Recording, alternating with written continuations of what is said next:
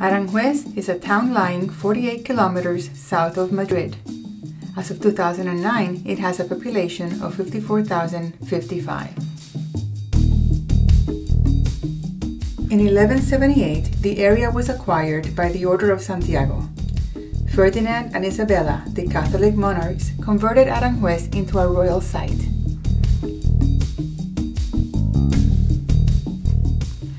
During the reign of Philip II of Spain, in the second half of the 16th century, the royal palace was constructed, designed by Juan Bautista de Toledo and Juan de Herrera.